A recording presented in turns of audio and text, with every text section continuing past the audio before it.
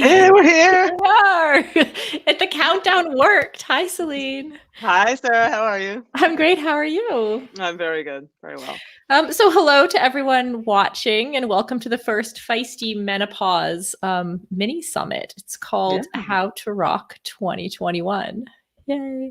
If you're here, look, I can see already we're like delayed on what we are seeing from Facebook, but we've already got almost 200 people watching. And for those people who are here this early, please tell us like what's your feistiest goal for 2021? Just like go to the chat box on Facebook or go to the comments on YouTube and tell us your feistiest goal. Maybe someone on our team could type that in and ask people to tell us. All right. So I'm Sarah and I'm the founder of Live Feisty Media. And together in partnership with Selene, we created Feisty Menopause and of course the Hit Play Not Pause podcast, which most people watching will know. I'm so excited. Like before we were in the green room a minute ago. Hey, Selene, like this is a feisty group of women we've got coming up. Yes, it is. Very fun women. There was already, we've known each other for 15 minutes and there was already talk of various body parts and whatnot. Yep. Didn't take long. Exactly. Okay, so I hope everyone's here. Oh, hey, look at these goals coming in. Folks want to do first ultras, gravel rides, 200K rides. Oh, these are great. These are great, guys. Some really big Australia. goals. We have an Australian guest for you. You'll be very happy, Maggie. Wow, lots of people. First Iron Cross. Yes, I love Iron Cross. Lift heavy shit. There's a good goal. Yep. Lots of those. Ramrod. That's a goal. Wow. This is exciting, guys. Yeah. Oh, I like this the Quebec single track 6-day stage race. That's cool. Okay, get comfy in my body. Yep. Oh, this is cool. That's a great goal too. Be injury free. There's a good goal. Yeah. This week's podcast, Leah, is injuries. Tune into that one. Ironman Maine, strongest badass I can be. I'm all for that. Qualify for Kona. Wow, you guys are rocking. Grand Fondo, New York. Inspire others. You already have your hair. This is cool. Cool. Yay. Well, welcome everyone. Yeah, we're so happy you're all here. Are you out of your mind, Carrie? Sorry. I've got to stop looking. Sorry. I'm going to stop looking at those for a second. It's amazing. They're just like flooding in all these amazing goals. It's hard not to be like, they're amazing.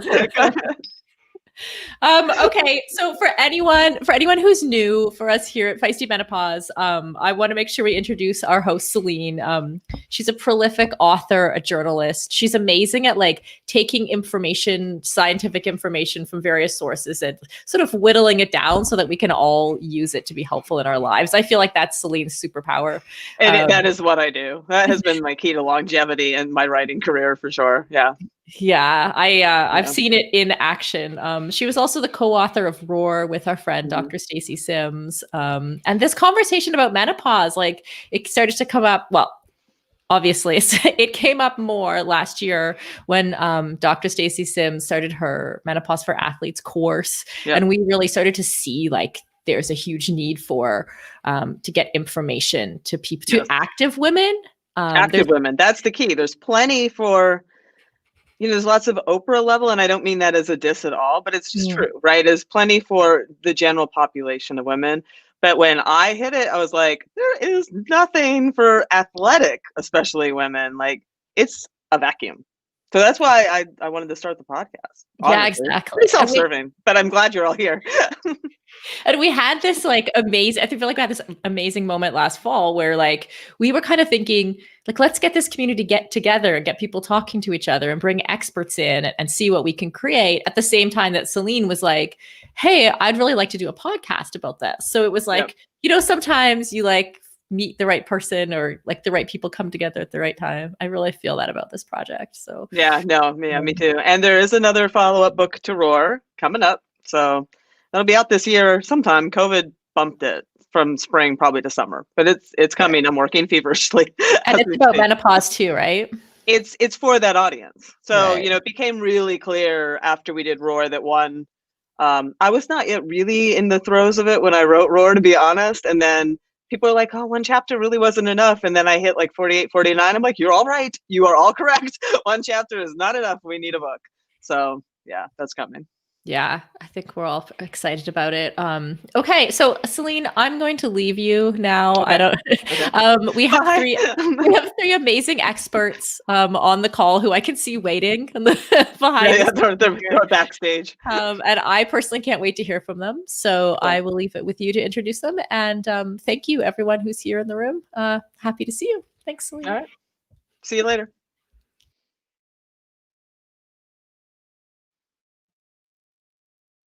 Lynda, Leslie, and Kristen.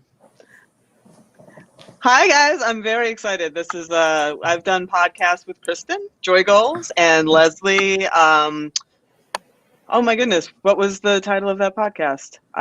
Plant Power, I think we called it. It was about it was mostly plant-based eating. And Lynda is new to us. And I will ask you as we get to it to just say a little bit about yourself. But Kristen is our mental coach. Is that how you would describe yourself, Kristen? Probably the best, yep. Tell me a little bit, give me what you do. Sure. Well, during my day job, right, I'm a faculty at West Virginia University, the director of the Center for Applied Coaching and Sports Sciences. Mm-hmm. But from a sports psych perspective, I'm a mental performance consultant with the Association of Applied Sports Psychology. So I work with a lot of athletes. I coach, but then when I work with athletes in that capacity, I'm working more with goal setting, challenges they have to overcome from a mental perspective. Great. And Leslie is the dietitian to the Super Bowl winning Kansas City Chiefs. And what else, Leslie, would you like them to know about yourself? Active Eating Advice? Yes. So my company is Active Eating Advice. And I have to say, honestly, working with the guys is fine. Working with women is where my heart and soul is. I am feisty. I am fierce. Yes, you are. I am fearless most of the time. And I would really view myself as the nutrition and eating habits coach, because we know it's certainly more than the food that's in the mouth. It's all the thoughts that go around that. And let's get to this point of what we will do instead of I can't. Enough with the shaming. We're going to be talking a lot like that. Yes. A lot of that going on tonight. And Lynda, lovely Lynda, tell us a little bit about you are an endurance coach and a triathlete. Yeah, I've been coaching for 30 years plus, endurance in different sports, but also in the business. But my main goal is really, how do you help people be the best themselves? How do you help them, challenge them, do something different that they would have normally done? So I love getting the best out of people and really challenging people and enjoying the process. Goal setting new goals is fun, and it should be fun. And how do we challenge people to make that difference and jump? When you jump, I say, don't just put your toes in, jump all. Put your whole body in there. And I'm all about it. I never just stick my toes in because I'll never get in the water. It's cold out there, right? Yeah, it's cold. I don't like the cold. So I have to just jump right in. All right. So I'm going to start, Kristen, with you, because I think starting up here is a good place to start. And I want to challenge this concept that we have about resolutions a little bit, because everybody, especially rolling out of December when people have been drinking, and especially this year when people have really been drinking and eating and all this stuff, they get to January and it's the resolutions in my mind are always kind of in the spirit of negativity. I've always felt like, I'm going to stop drinking. I'm never going to drink again. I'm going to cut out sugar. I'm going to lose 20 pounds. I've heard a lot of it, even on our socials, what their goals are. I want to lose weight. I want to lose weight. I want to do this. I want to cut out the crap. And I would love your thoughts on reframing this a little bit, because we know from a billion years of experience that most resolutions don't stick, right? Why, how can we challenge ourselves to achieve the same ends, maybe with a different mindset? Well, and I think that's exactly, and you're going exactly down the right road. And I think Lynda and Leslie, both in the fields that they're in, the work they do, we could probably have a very feisty conversation about this for an entire 75 minutes, because for sure. this is the crux of what any of us do when we're trying to help people be their best. It's about helping them understand how to best motivate and support themselves, because I think a lot of times people use goals as sort of the stick, as opposed to something. and challenge themselves and get excited about, what if I could do this, as opposed to shame on me, I didn't do that. And so how can we help set some of those resolutions and think about this from the perspective of, wouldn't it be exciting if I achieved this? Wouldn't it be exciting to do this? What would make this more exciting or more enjoyable? And I'm all for high competition. I've, coached all the way up to the Olympic level. But if it's not fun at the end of the day, and I don't mean giggle, ha fun like the U5, U6s I have on the ice right now coaching ice hockey, but if it's not enjoyable, if it's not bringing meaning to your life, you won't make those changes. They won't be sustainable changes. And so when we set those resolutions, setting it from a perspective of achieving more joy or achieving more satisfaction, or there's a saying from a long time ago, live a life of anecdotal value, that I really, really like, right? Where can we find ways to have better stories and more rich in our life? And that's where I usually try to help people set goals. What would be exciting to accomplish? So what if I come to you and say, my goal is to lose weight? Is that a useful, how can I, using what you just said, how can I frame that in a way that is more productive and joyful for myself than, because so many people, that's their goal. I just I want to, Well, I think we'd start to have conversations about, what do you think it means to lose weight, and what do you think losing weight will do for you? Is this about looking in the mirror, or is this about how you feel? If it's about, and often there's an element of, we live in a society that is very visual, that promotes all that reinforces all that drives us all absolutely insane. I often wonder what it would be like if we lived without mirrors, right? And so it's very intense. And how can we help think about that a little bit differently? How can we help reframe that of, but how will that change your life? What will be different? And can we find some goals that will be more exciting and more fun, that will have that as a side product? But what could we do that would be inspiring as opposed to belittling? We could still get this as a lovely side goal. I've always said that it should be a symptom, but not a goal. How can we shift that? Right. No, I agree. I 100% agree. Lynda, I'd like to pivot to you a little bit, sort of along the same lines. I know also, and a lot of these questions are sort of curated from the chatter that I've been hearing on the social. So, there's a lot of people, and I myself have struggled with it. You set this goal as a lot of women, I'm going to lift. This is my year. I'm going to start lifting. I'm going to get, I'm going to finally work it in, or I'm going to do the yoga, I'm going to do the mobility, or whatever it is, that piece that they're not doing that they know will be helpful. But then they get there and they just don't know where to put it. They don't know how to start. They don't know how to schedule, and it just falls by the wayside because it's like a puzzle that they can't figure out. So when someone comes to you, especially in our age where lifting is important, right? We need to start paying attention to keeping our strength and doing that stuff. And maybe you could always just run and get away with it, and you can't now. How do you help them make that goal a reality?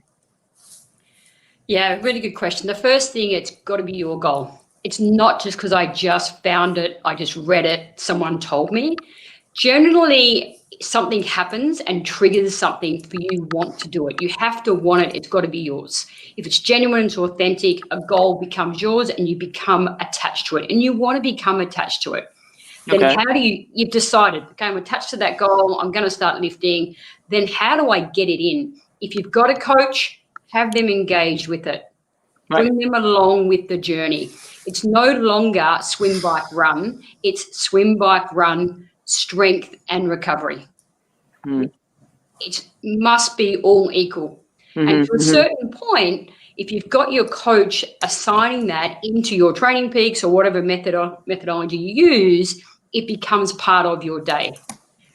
For me now, I learned the hard way. I wish I knew what all this information is. I wish I had this a few years ago, because I learned the hard way, and now it's part of everything that I do. It becomes before I run, before I ride. Just do 10 minutes. 10 minutes is going to be a big start. This is the thing, and I think that this actually bleeds into all of the areas that we're going to talk about. But it's the all or nothing that I think often does us in. If I don't go to the gym and lift for an hour, I might as well not do it. Right? I'm not saying that I feel that way. I'm saying that is the mindset that I think that we bump into. And like you had just said the same, you just challenged that. Like, it does not have to be that. It doesn't have to be this enormous thing that just bumps everything else out of your life. We could we could get 3 simple exercise done at home just before you're about to go for a run, just before you're about to go for a bike ride, just before you go for a swim. Do them on the pool deck. There's so many things. It's not about going into the gym, especially now with COVID. Who wants to probably go to the gym? So what can we do prior to our workouts? They're going to help our workout. They're going to make us perform better in our workout if we can do those, because we're activating those muscles. We're waking them up. We're doing all the right things. So my biggest thing is just start. If you just did squats, as in your own body weight squats, to start. That's what we want you to do. Start. Yeah, 100%. And probably 2 things out of that: start and engage your coach. Make sure it's part of your training plan, not an add-on. Yeah, not everybody. I mean, I know I'm a big advocate for coaches, but I know a lot of people are self-coached, and I think that it adds another layer of challenge. Not impossibility by any stretch, but it does take another level of discipline, to have your own plan, write your plan and stick to your plan, as opposed to having somebody, sort of imposing it and telling you, and you just execute. I think it does make it harder. I mean, I have always gotten a coach because of that, even though I am a coach. Yeah. Well, I think if you don't have a coach, there's a couple of key exercises, and I'd be happy to share that and add to later. Or also, I'm not doing advertising here, but in Raw, there's some great exercises which you can do from home in there. It's perfect. That's true. That is actually true. Leslie, let's circle it around to you. Same kind of question, and I'm super sympathetic to this one because, over the years, you and I have worked together forever. And, I would talk to people and they really, really, really, really want to change the way they eat, but it's so entrenched that it feels monumentally impossible. Like they're so used to making meatloaf on Monday or whatever it is, right? Like they're just so used to, like, they go to the store, boom, boom, boom. I go home, I make boom, boom, boom. And now you're telling me to buy this stuff and I have no idea what to do with it, right? Like, it can feel completely like it upends your whole life, honestly.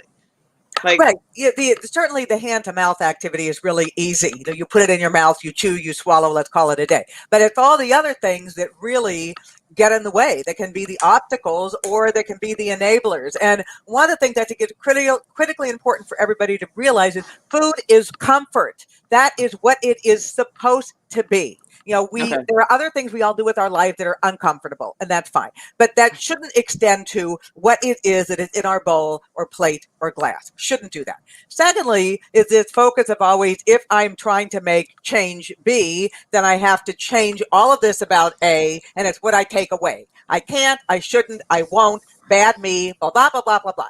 What if we focus the other way on the add-in? What are you going to add in that maybe you're not doing right now? So instead of people saying, I need to drink more water, I should have more fruits and vegetables, the way that people say it and they never accomplish it because it's too overwhelming, is think about that a little bit differently. Is what if for my morning meal, I decided to put a little bit of banana on my cereal or add some pumpkin into my oats? These types of things make it more doable, and it is not so unwieldy. And you're also not doing those drastic fluctuations in your calorie level that result in water loss or lean mass loss and don't really address the underlying fat that people are really trying to lose if they're trying to lose weight. Right. So what I'm hearing is, if I do have the things that my standbys, right? But I want to, start eating more vegetables, start maybe being more plant-based, whatever my goal is, more protein. You're saying, like, find a way to add those things in that is accessible and easy and doesn't upend my usual thought process and what I like to eat. Yeah, so here's a prime example of that. I'm taking this from a lot of my athletes I work with that happen to love mac and cheese. Our younger son, that was the only thing he ate for the first 10 years of his life, and amazingly, he is not glowing orange. However, are you my husband's mom? Because that was like crazy. So to that mac and cheese, right? That's something everybody likes. They recognize it's familiar, the blue box, the whatever they do. Right. And so, what if we took a can of cannellini beans and pureed it and put it in there to provide the creaminess and add a vegetable? You can do that. What if we decided we were going to add like an evaporated skim milk or some other soy milk, whatever we want to do that will up the protein a little bit more. Right, it looks the same, but now you've actually added in the protein, the fiber, the vegetables. You feel fuller for longer, more real estate being taken up in the gut. It's what we want, and it still looks familiar. Excellent.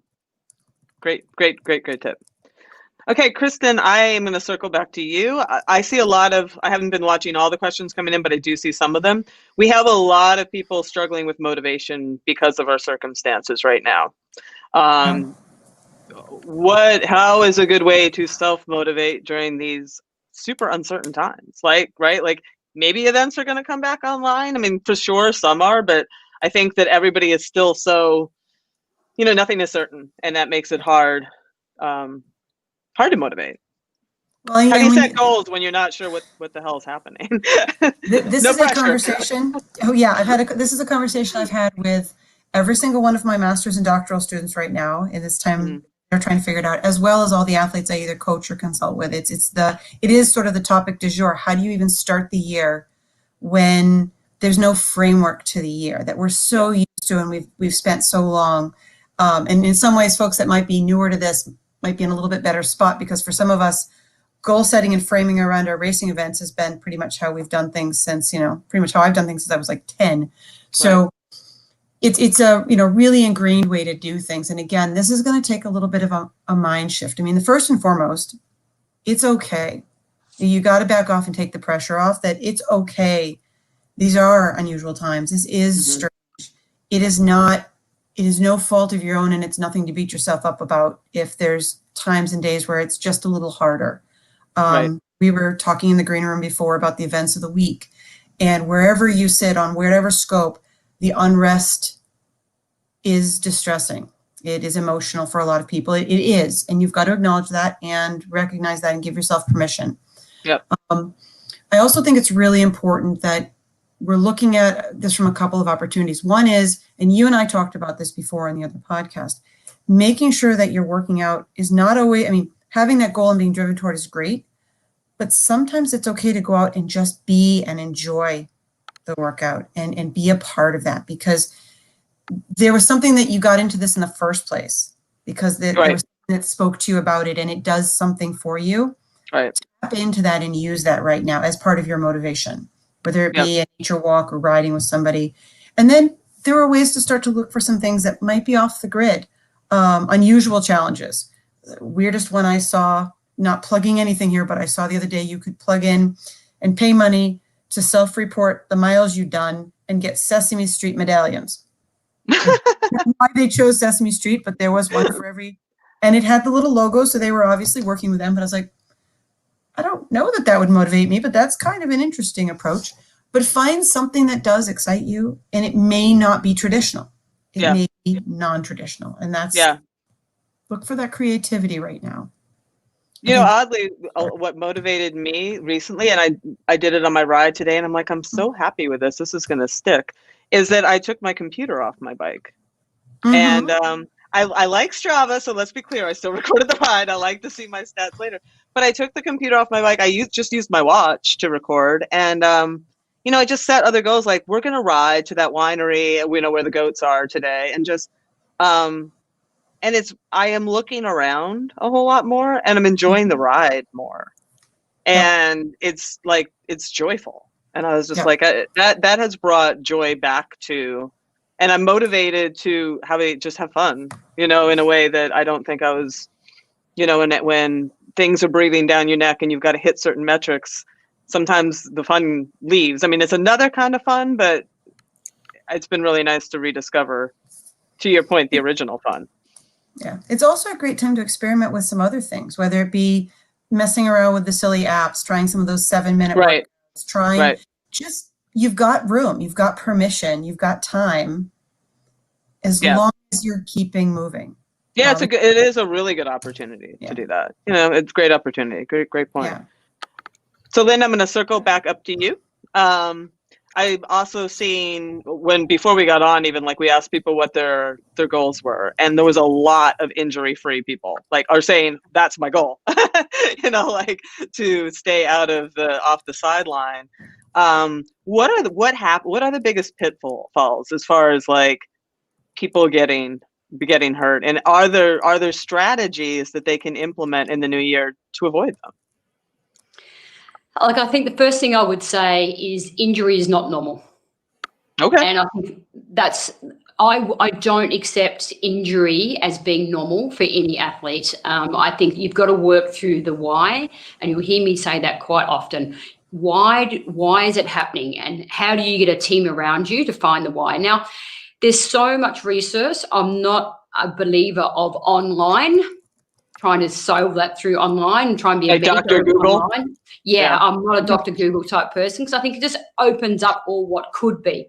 So I think if you go back, the first thing I would do, if you think you're starting to get injured, relax.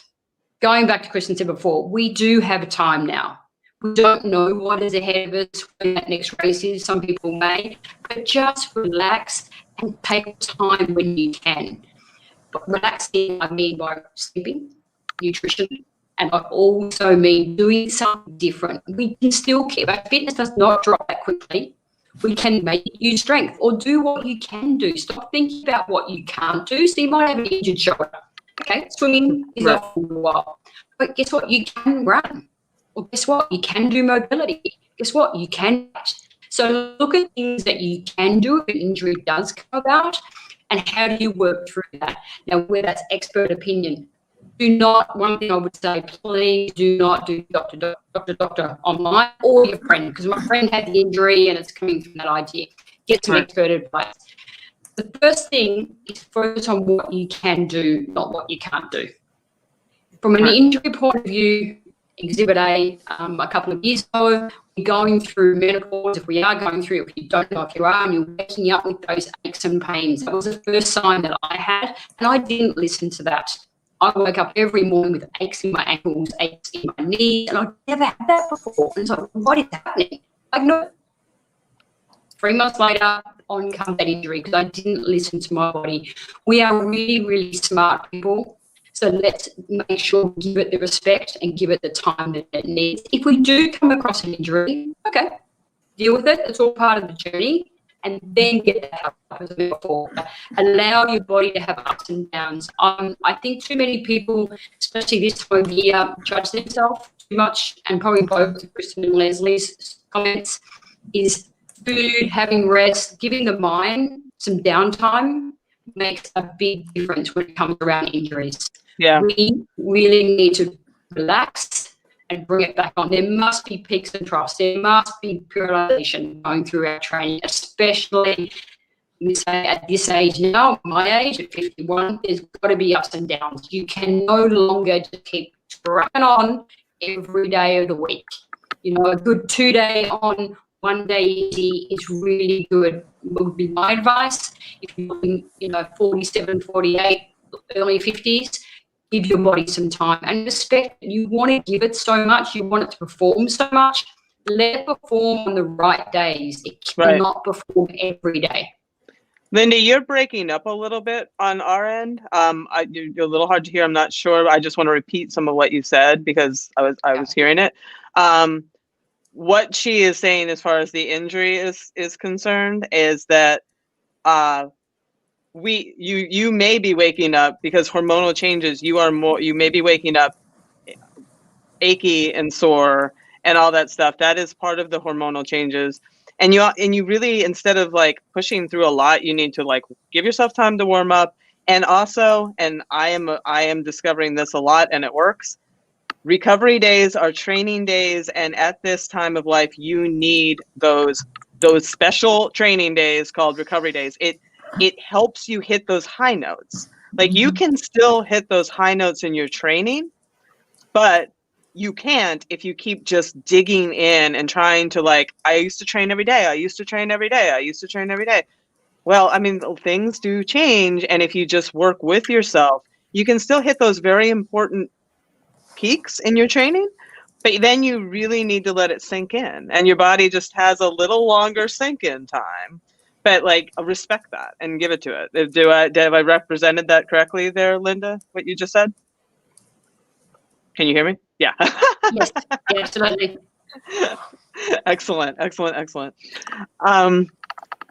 Leslie, let's talk a little bit about the nutritional piece and recovery in the nutritional space. Like how do you advise people to support themselves, in their goals, and make sure that they are giving themselves the nutritional support? Because it's another big piece. You could be training, but if you're not taking, like I had my recovery drink before I got on here because I did a 3-hour ride, and I'm like, I'm not going to sit here and just like do it's not a podcast, but the show without Exactly giving my muscles something.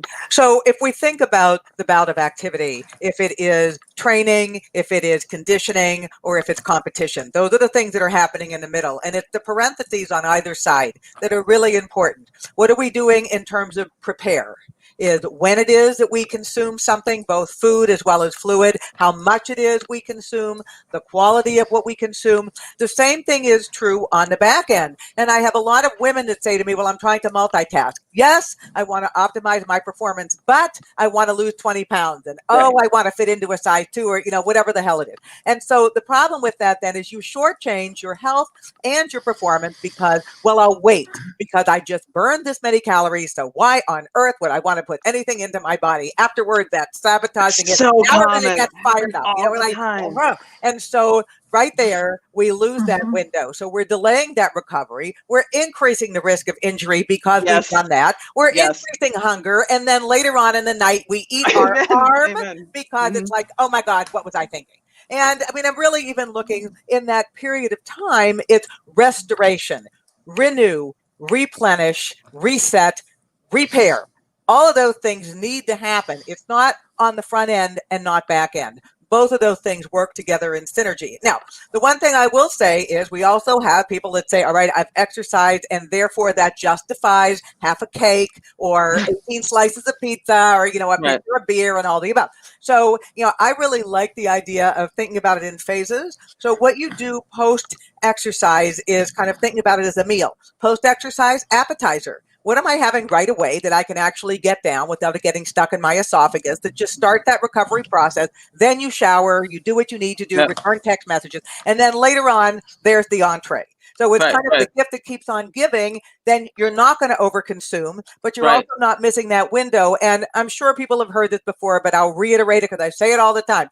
The longer you wait to replace after exercise, the longer it takes. You may be delaying that recovery 24 hours or more. Yeah. Or if you're doing 2 training bouts in a day, this is a problem. And will contribute to that ache and pain in the morning. Why? Because you took too long to put food back into the body and your body's saying, what the hell were you thinking? All right, there we go. So does my shower beer count or no? Like, all right. Anyway. They make a holder for that, Make a special holder for that, so you keep your beer in the shower. I know.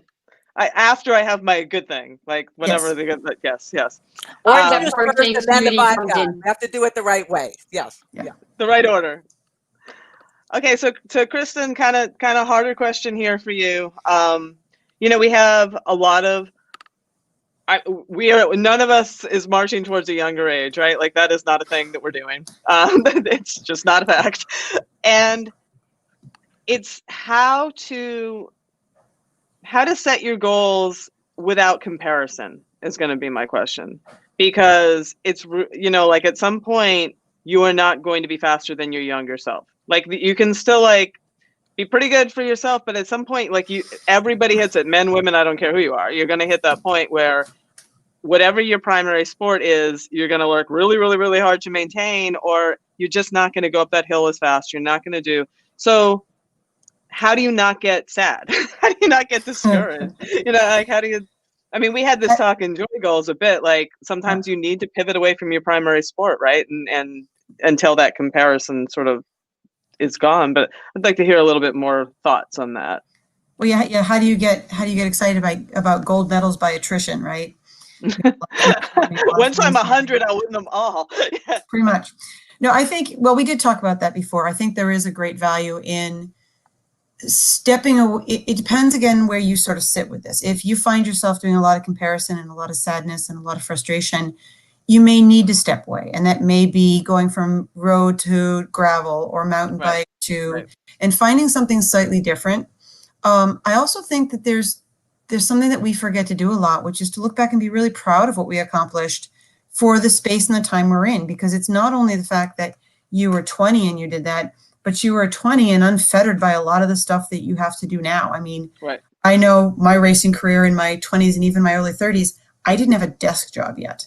And when I discovered what it meant to sit at a desk and write all the time and be here all the time, wow, that really just changed the amount of time I had to train and all those different things. And so, highlighting it and being proud of it for where it is and the time it's got now, and then reassessing, what do I have now? What are the resources and how am I maximizing them? And being proud of what you're doing with what you have to work with. Because as you noted, 30, 35, we start to fight it rather than build it. We fight the loss rather than build it all the time, right? And we're starting to change things. And it's a fact of life. And how do we help celebrate? Look what I can do with 50. Look what I can do with 60. Look what I can do with 70. Right. As opposed to lamenting the fact that you're not 20, because you're not. And but the other thing is, it's okay to be sad. That's okay. I don't think we grieve enough the fact that, and there's some great quotes out there, nothing I'm going to be able to pull out and sound really great at the moment. Oh, you sound great. Well, but there's some great quotes from like Confucius type things about how little we value what we have when we have it when we're 20, because we just don't know any better, right? But we have that wisdom now. How can we say, yeah, you know what? 60s, 70 or 80 yet, what can I do? Yep. What I got. And it's okay. So you can look back in 10 years and be like, damn, I did that. Like, I mean, that you can still live forward. Right. And it's okay to go through a grieving process. It is 100% okay to be sad that you're not 17 anymore. I don't want to be 17 again. No, I don't either. Or even like 35 anymore or 45 anymore, right? I mean, those But there were parts that I liked, but it's just like those romances from back then too. There's always look really glossy in the rearview mirror. So kudos to what they were. They were fun and exciting. But I got to live now. What am I going to do now? But that takes some time. Give yourself time to process it. Have these conversations with people is probably one of the biggest things. Is I love what you're doing because it's normalizing the conversation outside of our own heads, right? Yeah. And I've looked through the literature. There is nothing. I know. I know. That's why we're here. Well, there's us. It's it should be of no surprise to anybody, right? That this experience is not recognized, not talked about, not valued. Women's experience past 50 is barely acknowledged and recognized. And so have those conversations, get excited for each other, celebrate those successes, I think is one of the biggest things for me. Excellent. Okay, Lynda, last question for you before I think we're going to open it up because we have so many questions coming in. During a conversation we had before this, you had talked about how people get hung up asking themselves, what happens if I make this audacious goal? Like what happens? Like there's like a fear factor that happens. And you're like, well, what happens if you don't? And I'd like you to just talk a little bit about that, like setting like just some audacious goal for yourself and like, why do that? Yeah, look, I love anyone to set that big goal for themselves, because how good does it feel and how exciting does it feel when you get there? Because you will get there. We get in the way of ourselves. We limit ourselves, and it's nothing wrong with breaking through that ceiling and celebrating that. Instead, on race day, you've made it. To me, so many people, just to get to that race, to that start line, you have committed. You've given so much. You've woken up those early mornings. Your family's gone along with you. You've got a wide group of people with you. So I think to the point Kristen made right from the beginning is celebrate it. Don't use the stick. We get up every day and we do something fantastic. Could you imagine if that was taken away from us? Imagine if the people that cannot get out and swim, bike, run, do yoga, do whatever they want to do. Most of us can. So let's celebrate that and celebrate it when you get to that start line or when you finish at that race, or whether it's a CrossFit, whatever, you've lifted something through that goal. Celebrate it really, really loud and proud. And what I would encourage everyone to do, one thing, set a goal, a challenge, something that's going to put you out of your comfort zone. We've been out of our comfort zone probably for the last 12 months. So we're okay. We are okay. So let's really celebrate it. If that was your friend, your training buddy, what would you tell them to do it? You would say, you got this, you got it, you can do it. I know you can. Have the same self-talk to yourself. Encourage yourself to do something different. Encourage anyone else around you to do something different and love it. And you know what? If you don't get it, you don't get it. But it was fun trying. That's I think that we talk about. I've got a new puppy, and how much do we encourage that new little puppy? Yeah, that's good, that's great. Do it for ourselves. There's enough stuff going on in the world that we should be celebrating every time we do something well, and stop analyzing through data. Take the data off. With my athletes, many days I say take the data off and just run and love it. Just get outside and do it, and just do it. And often they'll say, I did my 10K and it's a normal route that I normally go, and they actually run faster. Yeah. Just because I loved it. They're free. Yeah. And how good does it make you feel within? So I think, Selene, to that question is there is no such thing as failure. The people around you are there to support you, and the people around there, when you come home, that puppy, those kids, those husbands, those wives, whoever it to be, still love you. Yeah. And I am so thankful that you gave it a go. And that's all I would say. Give it a go and stop analysing everything you do. You got up today, celebrate that. Excellent. Well, let's see if we can get some questions in here from the audience. Oh, hey, Sarah. Welcome back. Oh. We can. Oh. Can somebody, am I unmuted? Now you're on. Okay, awesome. I don't love messing with the symmetry of the beautiful screen. It's okay. But I'm going to throw some questions on here. Here we go. Here's the first one that came in. I'm just going to do these in order. So folks who are watching, like if you have questions, write them in the either the chat on Facebook or on YouTube now, and we can see them right here and pull them right into the conversation. So go ahead and ask anything you want. Okay, so I'm imagining this would be one for you, Lynda. Can you give some examples of HIIT training? Because a lot of the women in this age are hearing they need to do HIIT training. So what does that look like? And they should not also bury themselves with HIIT training, right? Yeah. High intensity training, you're really looking for the ups and downs. So that short bursts of, and I'll go back to simple examples. Remember burpees? We were all back at school and we had to do burpees. That's the most simple example of HIIT training, where you're really taking it up high and then you're resting, taking it down low. How long would you be doing it for? If you've been doing it regularly, great. But if you haven't, it's the first time you're going to try. Tomorrow morning, Monday morning, get up, do 3 sets of star jumps, 3 sets of burpees, give yourself 30 seconds rest and do 10 of them. So 3 times 10, give yourself 30 seconds rest and do that 3 times. That's it. That's where I would start. Yeah, that's excellent. Do that at home, get started. So. Perfect. Yep. Cool. So if I'm learning how to use the buttons here. This one's for Leslie.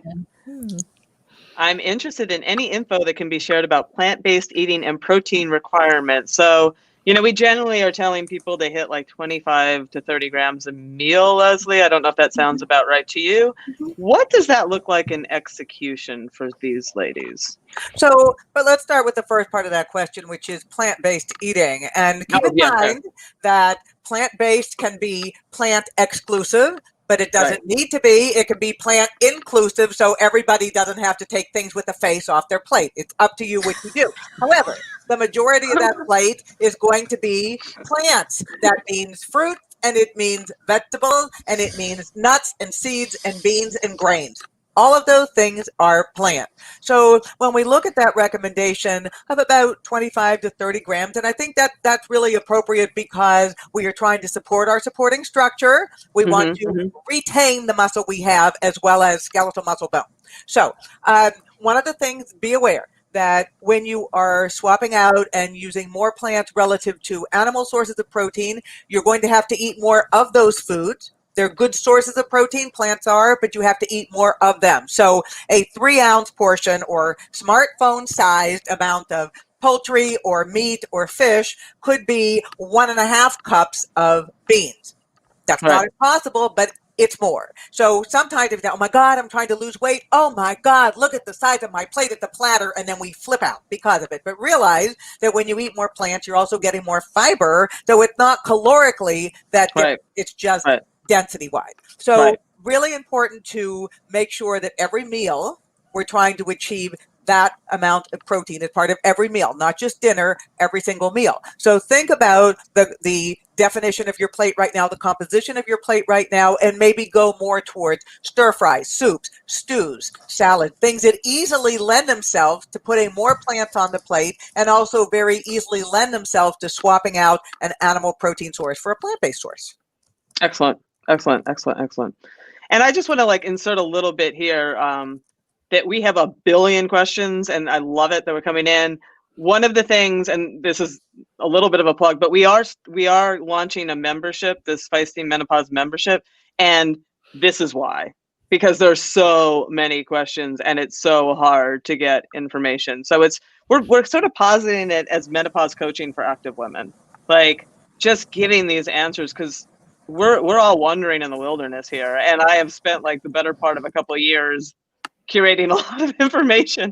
So this is why that we're doing. A lot of people have been like, why a membership? I'm like, because of this. Honestly, it's because of this. So, all right. So Sarah, what is the next question we have going on? Okay, we had a follow-up to Maggie's question.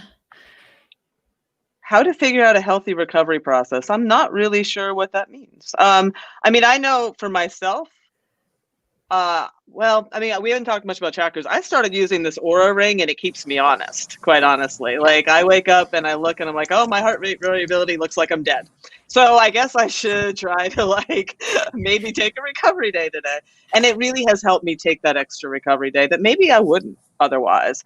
But I know that I'm recovered when my stairs disappear, when I'm no longer like, oh my God, do I have to go up the stairs again? But I'm curious what other people have about. What do you think? Like, how do you set up a good recovery process? I mean, I know Leslie did a great talk just about that, like making nutrition a huge part of that, like making sure that's a part of it, making sure your recovery days are a part of it. What about other stuff, Lynda? I mean, do you have thoughts on mobility exercises, foam rolling, all that kind of stuff that people do? All of the above. And I think it's along from the endurance point of view, it becomes a full circle, and we look at that from a nutrition point of view. How do we fill that plate appropriately? The same now with exercise and endurance training. You've got to ensure that swim, bike, run, strength, mindfulness, nutrition, rolling, and then everyone's going, great, Lynda, how does that work? How do I fit that all in? Well, it then comes down to using your time wisely. I would recommend, when you're looking at, I'm going to say 50, that you no longer need to be doing that long. The time is critical. So use your time. You're going to be so much more beneficial by stopping your ride 15 minutes earlier and making sure you're getting that protein shake, or making sure you're doing that rolling. Forget the volume. Make sure it's quality. Love what you do. And just because someone else is going out for that 3.5-hour bike ride doesn't mean you are. You are you, and make it individual for you, because, as I say, everyone else is taken. Yeah. Be authentic, genuine to you, because everyone else is taken. So make sure you're putting a full circle. It's no longer just swim, bike, run. That would be – those other things matter so much, or just as much. 100%. Kristen, what do you think about mental recovery? Well, yeah, and I think, this is a big one, because I think for a lot of people, they don't honor recovery. They don't think about recovery as part of the process. Working out is the workout part. And so there is a big mental piece to, first there's an understanding, right, that if you do the training, you're not going to get any of the benefits until you've done the recovery. Yes. Hydration, nutrition, the rest. And honoring that and understanding what that means. There's also the understanding that, we carry a lot of mental load. And if your workout is adding to that cumulative load. And not just exercise mental load. You're talking about all the other life stuff. enter mode. All the stuff that stresses us out during the day, all the stuff that's in our life, even things that are positive, like having a toddler in the house, which is, so much fun, but so much stress. I've got a 9-year-old and it's got in that space of stress, and it's great fun, but it adds stress. And taking into account all of that, which is where then you have to really honor recovery and being mindful of the fact that taking recovery doesn't just mean not doing the workout. It means trying to do the things that would allow your body to rest. If I have one more athlete tell me, I took a recovery day and I painted the garage. I painted the house. I think we have to have another. I built the shed. And I did all this our definitions are different here, right? Yeah. And so, and that's goes back to that earlier point too, though, about making your workouts fun. Is that sometimes a workout doesn't need to be a workout. It needs to be part of your mental recovery, perhaps. And you'll know that best for yourself of those days. Long time ago, there was an Olympian, one of the elite Olympic swimmers, and I did not work with her. One of my friends did. And one of the things they did as they were working through her workout routine, this was Janet Evans, and she's told this story and quite a few. Some of you might remember Janet from her days of swimming. And she would talk about the days where she'd come into the pool and her coach would say, why don't you go shopping today? Because you could see that being a student, this was being a student, all this stuff was just getting to her, and she needed to relax, and the workout wasn't going to be quality. Right. Yeah. Right. That's a great point. That's a great point. How do we balance that out? And that's the big thing, is wrap your head around what recovery means and what it means for you. And balance that out. That is so challenging for most athletes to accept that recovery will help you go faster. It will. Oh my God, it really will. It really, really, really will. Freshness is a thing. Like being fresh is like a really good thing. There have been a couple of studies from the overtraining under recovery side that have shown that when athletes are coming back from injury or from having a child, because they can't train as much as they used to, that they actually find that they do better because they went from a train all the time, do everything mindset to I can do more with less because I'm getting better recovery, better quality recovery. That's hard. We're not taught that. That's not go hard or go home. Yeah, no, that's an excellent point. All right, what up, Sarah? We had a question about technology. I saw that one. Yeah. I think I called dibs on that one because I think you did. Well, let me say something, and then we'll see what the other ladies have to say, because this is where I get a lot of consulting, where people come in and they are so tied to their technology that they don't know what they feel. Excellent. That they believe what the technology is telling them over what their own body is. And so I saw a bunch of whoops and other things in the chats here about the different technologies. I love technology when it is a supplement and helps keep you honest or does some other things, but it can't tell you the truth. You have to pull all that together. I did have an athlete tell me once that their sleep technology told me they slept poorly. But when I talked to her, she slept fine. Right. But if the number was bad, she had a bad day. And how do you help make sure that technology is being used to supplement your knowledge, but you can train without it. You can make choices without it. You can make decisions.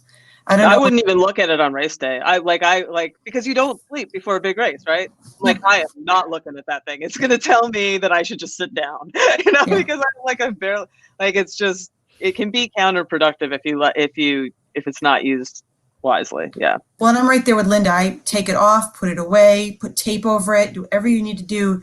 Because if you're not in the feel of the moment, if you don't know what it feels like, there were some questions in the chat about pushing hard and stuff. If you don't know your body, you won't hear the signs. You won't know what to do. Right. It's the joy of the mindfulness of the activity. 100%.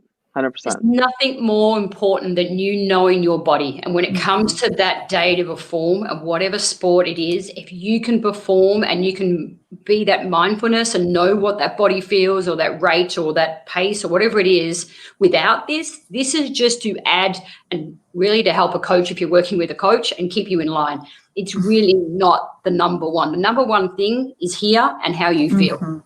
Yeah, I agree with that. Yeah, so it's looking at all of the technology, and it's very much externally driven, and we really have to pay attention to those internal cues. It's critically important. So part of that toolbox is not just the watch, the gadget, the whatever. It's your fuel, it's your sleep, it's your relaxation, it's your interaction with other people. There's no way you can dwindle that down and concise that down and put that into a watch. It doesn't work that way. This is life, and we have to take that into account. And especially as we age, and I'm the oldest one on this call right now, and I'm a grandma and I'm doing all these things and juggling all this other stuff as well and wanting to do the best for me. But, this is important. It's not just governed by what this is saying. It's governed by what this is saying. This really is the driver. All that stuff is the pit crew. Amen. I love it. I feel like this advice would be great for the 20-somethings as well. Like this. 100%. So true across the board. Yeah. Right. We have a question about carb consumption. I know there's been a lot of talk even in the group and stuff about carbs. Everyone has questions about carbs. Pull that one out right now. I am a fat burner and was told to consume carbs during an intense indoor ride. Will this take me out of fat burning? How much should I consume? People are very, very tied to a lot of these thoughts. Yes. And the reality is, in all of the studies that have looked at this, it's not quite so easy. Nobody is going to just burn fat to the exclusion of all else. Nobody is just going to burn carbohydrate to the exclusion of all else. And the problem with this is if we take something out, because eating is not just this neck down phenomenon, you're actually affecting what's happening up here if you go too low with the carbs. If you go too low with the carbs, it's a potential deleterious impact on the microbiome. All of this unintended consequence that you don't want to have. Now, when we look at exercise and we look at the recommendations for carbohydrate, it's a range. It's not one number. So that range could be 15 to 30 grams an hour. It could be 30 to 60. It could be 60 to 90, depending upon what somebody's doing. That doesn't mean you start at 90. It might mean you start at 15, and for my diabetic patients, that's oftentimes where they might want to start, and then it's a gradual ramp up. You can always take some away, but it's harder the other side when you start on the high end. Then what? That takes some of the guilt out, and also think about what the types of carbohydrates are. And so even when we think about products, and this is one of the complaints I have all the time is working with companies, is you don't make things for females. You make things for 300-pound male athletes who might eat it in one bite. That's not what women are going to do. So we think about, it doesn't mean petite, but it means appropriate is what we're looking at the size. So think about that. Rather than say no carbs is, all right, I'm going to use a bar. Maybe I'll take 1/3 of it. Okay, how do I feel? You have to be your own test case. That's the way of figuring this out. And you do it when you are training, not in competition. You do it in training. And if you are worried about your carb intake, start on the low side, but don't start on the no side, because I will guarantee you it's going to slow you down. Yeah. And make you sad. And make me pissed off. All right. And I don't want to. Instead of TikTok, it's going to be ticked off, and I will find you. I promise. All right. Wow. Amazing. Well, and just to add to Leslie's point, because I think she raised something that's really important.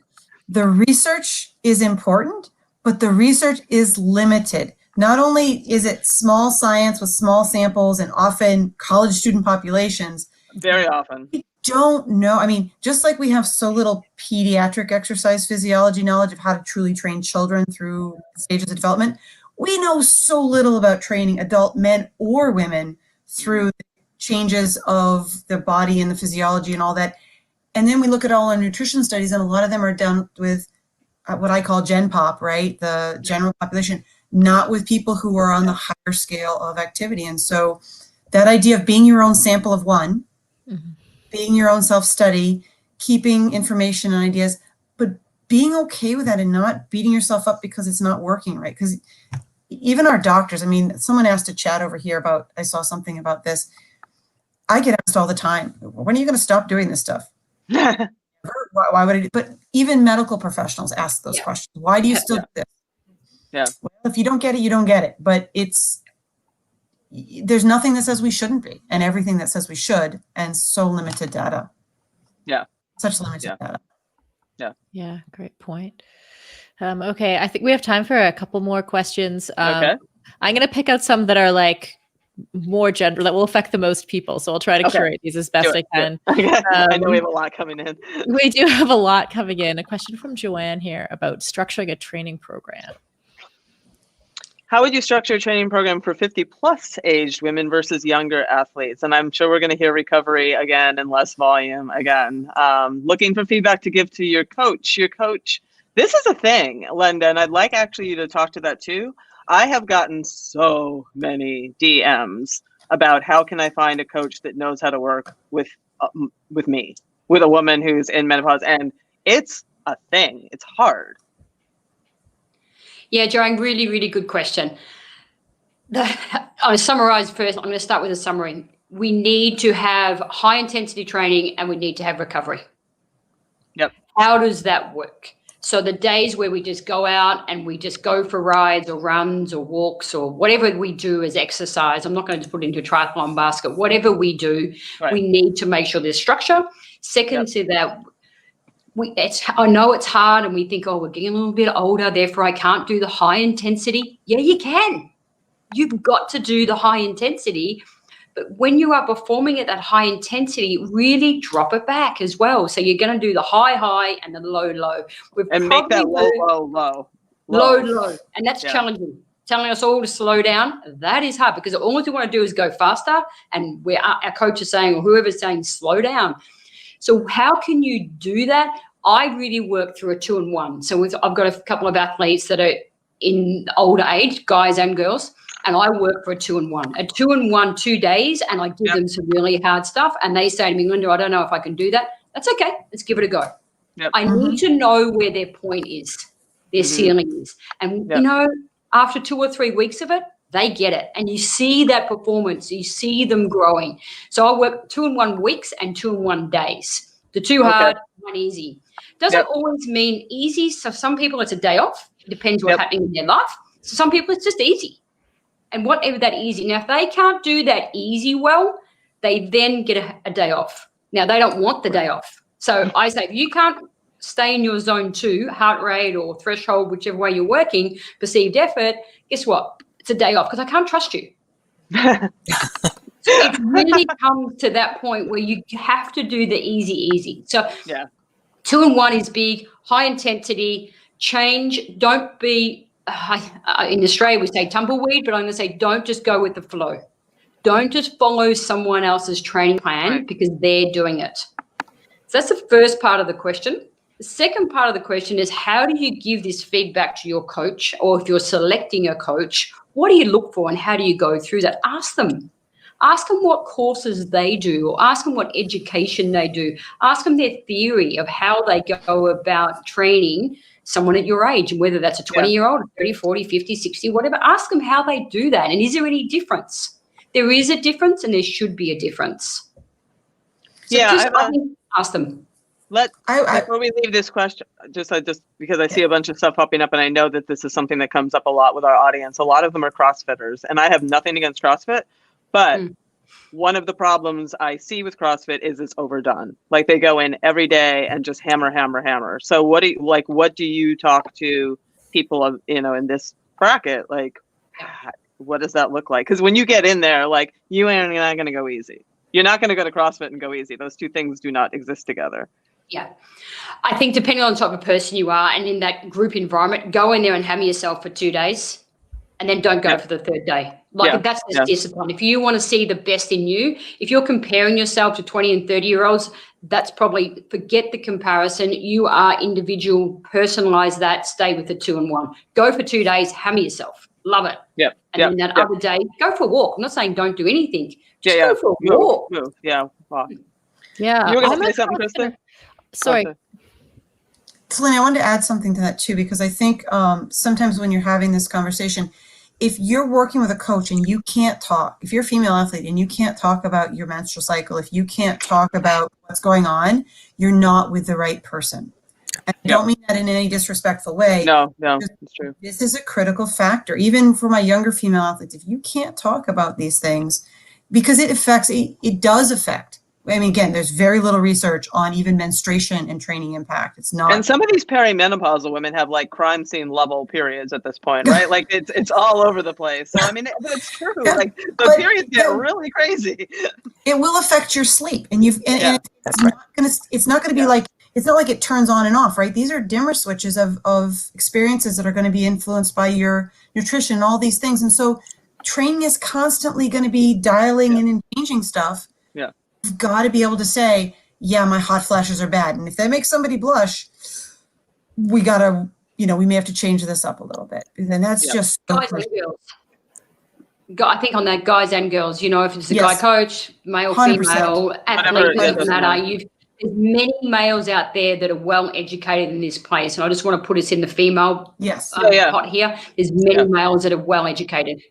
Yeah. Yeah. Rebecca Rush, when I did that podcast with her, was awesome. Like, she's like, this is the first time I've said menopause. And she had no compunction about going to her coach and being like, I want to compare my, pre to post menopause. He's like, when did you go through menopause? It started this great conversation that is really important. Yeah. And one other thing about this is that when we look at the training program and looking at training program for 50 plus women, realize that's not just about your physical activity. It's also about your food. And you may need to be making some changes because there are some macronutrients, micronutrients, phytonutrients that you're going to need more of because with age, not only is it wisdom, but sometimes there are physical issues that happen, and especially during menopause. So are you eating in a way that is helping to lower your cholesterol if it has gone up? Are you eating in a way that is controlling your blood pressure? Are you eating in a way that is mitigating whatever GI symptoms you might be having? Because sometimes they do. This is not either or. It all needs to work together. Yeah, 100%. I wanted to pull out one last question here, just because I think it's an important one from Lisa over on YouTube. And maybe Kristen and Leslie could speak to this a little bit, where I think a lot of performance-minded active women actually have, seen this is so important eating or, been just part of a mindset about athletic performance and what our bodies look like. This is a big one. Yeah. This is really important. I don't mean to step on you, Sarah, but this is true. I just did there's a podcast coming out in 2 weeks with a eating disorders body image specialist, because I feel for this audience, it is incredibly important, because menopause can trigger, if you have ever overcome eating disorders, it can bring them raging back because your body is now out of your control. And believe me, I have overcome bulimia and anorexia in my life. And when I got to that point where I felt like my body was not my control anymore, I went into a tailspin. This is we could do a whole show on this. This is very important. You did do a whole show on it. It's just coming. Yeah, it's coming. I lost a friend at age 50 to heart failure because of her eating disorder. This is real. And we often cover up our disordered eating with our exercise and with our, what do they call that, Leslie, when you the healthy eating orthorexia. Yes. Yeah. So I'm going to, I'm not going to eat that because I'm Whole30. You can say something that makes it sound like you're doing something good for yourself and you're not. So, okay, I'm off my soapbox. This is one that I feel very strongly about. Obviously. Yes, and I'm a little direct. So, and that's why we love you. I'll let you guys talk now. And agree, this could be an hour, this could be 5 hours, it could be 25 hours to talk about this. And I work with a lot of people that have DEs, EDs. Is first and foremost is the idea of nurture, not torture. I think that is critically important when we're really thinking about what are we doing with our eating? What are we doing with our eating that complements what we are doing with our physical activity? Is everybody on the same page, or is somebody having a louder voice than somebody else?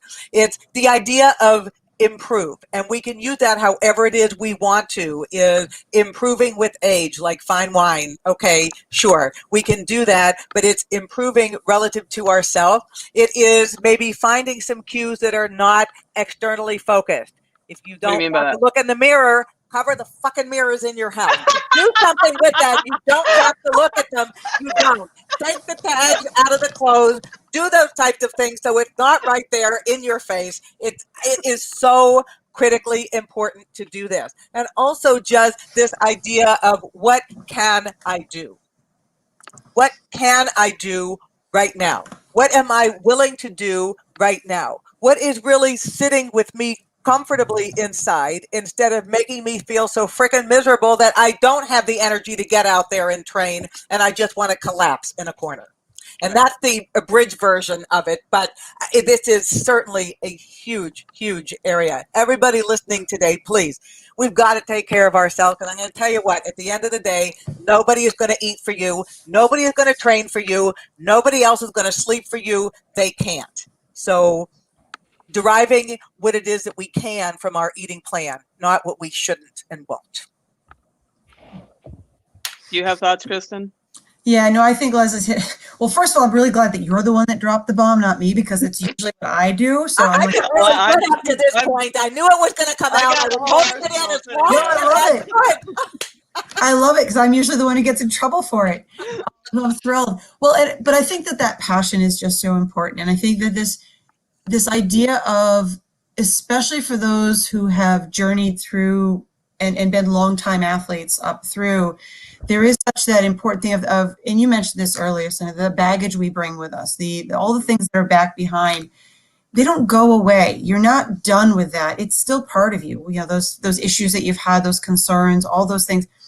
You just may need to revisit the coping mechanisms and the strategies with which you were handling them, and having some time to sit down and really process, where am I now and what's different about where I am, so that you can figure out how to move through it differently. And Leslie's advice to, really take a hard look at, how do I need to eat differently at this age, and work through some of those things. That's just going to help you take control in a way that's healthy. Because remember, eating disorders and all that, as you said, are what we do when we don't feel we have control. Yep. So look for those ways to find control in a healthy way. Yes, 100%. 100%, yes. And Lynda, do you have support, any? Okay. I was just going to say, make sure you seek the appropriate support as well. That if there's an issue there are people that are trained to help. Absolutely. Lynda, do you have any thoughts on that? Is she with us? Or is she frozen? She's been having some Wi-Fi issues, so. Yeah. Okay. Yeah, I think so. A lot of we don't have too much time left for questions. Yeah. We've been on for Right. almost Yeah, an no, hour. we're good. We need to wrap. There's amazing. Sorry, someone. Main thing for me, straight after you're exercising, really try and go to that protein. Oh, We can't. Sorry. You're breaking We're up, back? Lynda. Yeah, we can't hear you. Okay. Oh, So you're live again. if you can hear me with this one, yeah, I'm back. Yeah. The main point I would, after training, really focus with that 20 or 30 minutes. That is such a key to any nutrition. If you can, one tip, just feel good food 20, 30 minutes straight after your session. And prepare really that does before your session. Mhm. You know it's going to happen, so let's prepare that before Yeah. we even start.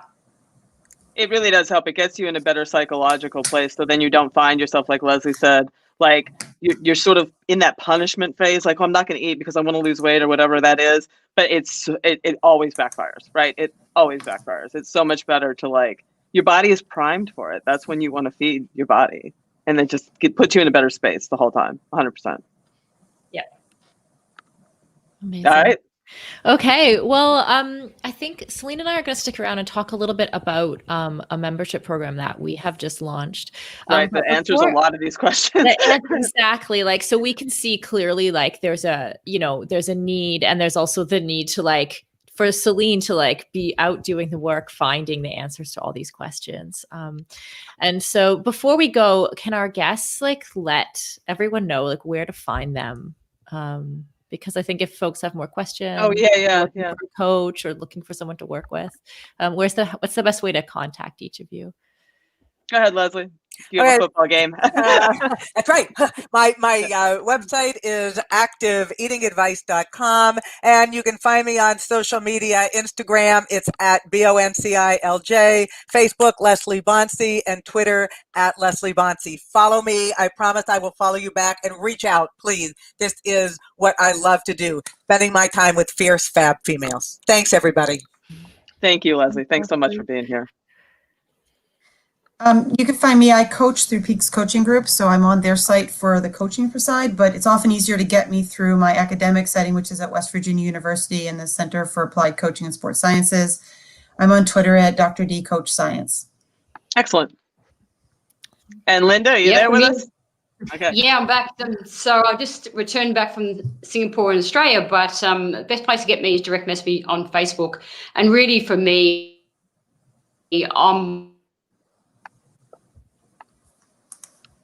make a difference and make a change. I'm all about change management and how do we build on people.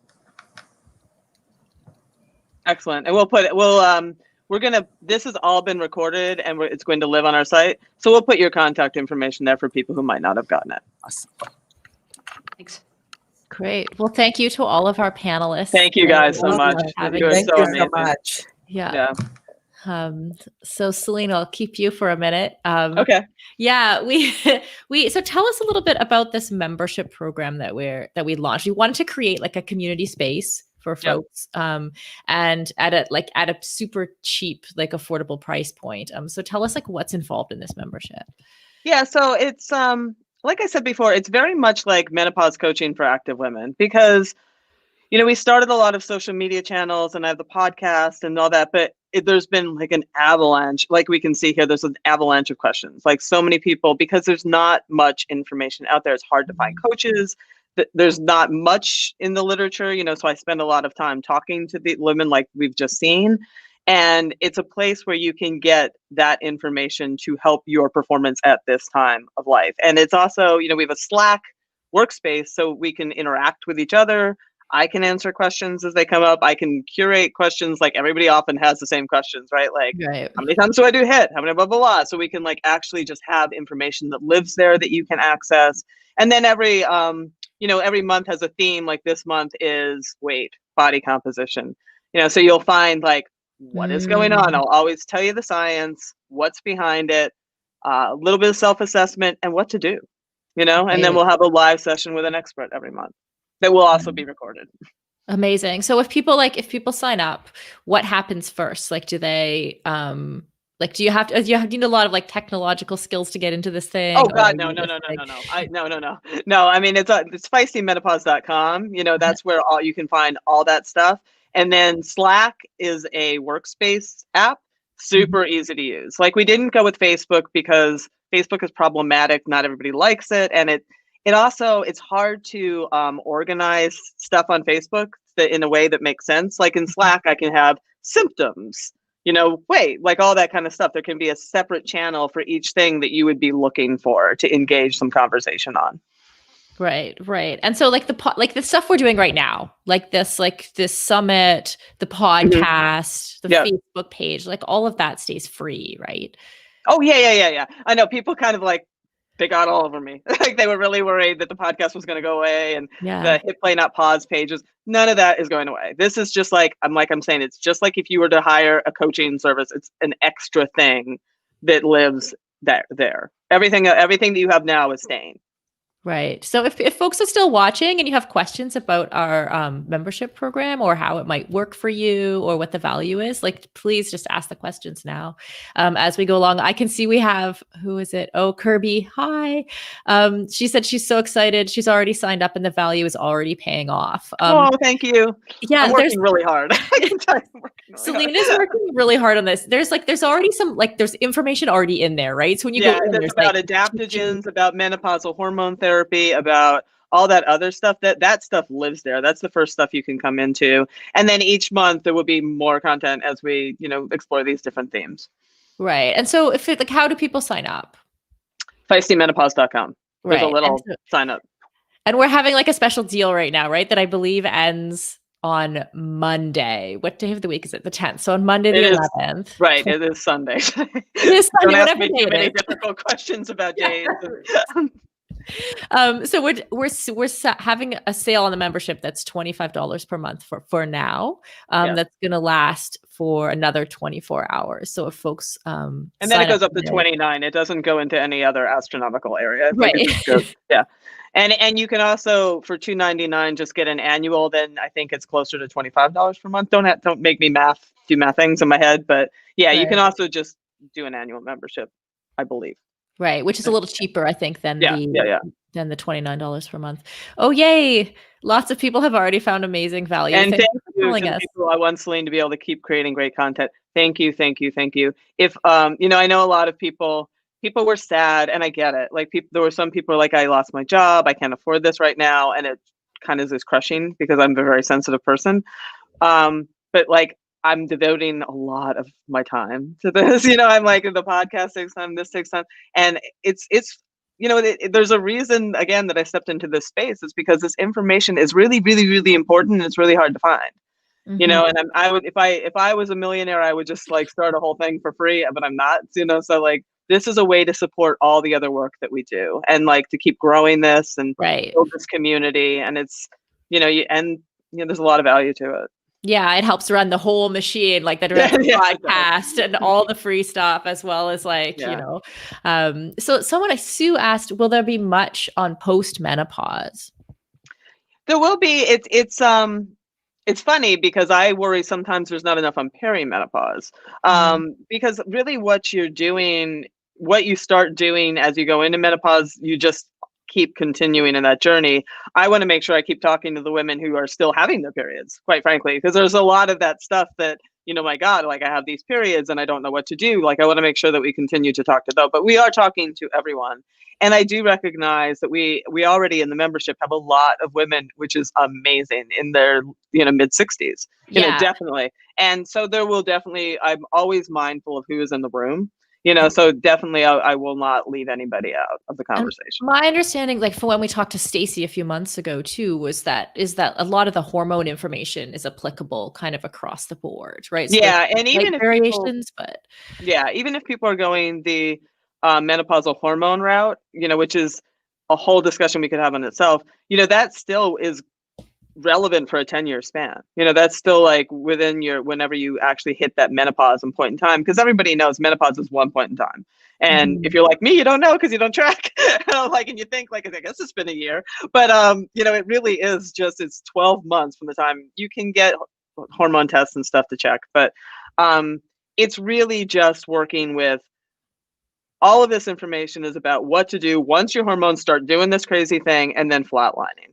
Right. And that is what we are working with. This is the changing physiology that we are trying to optimize.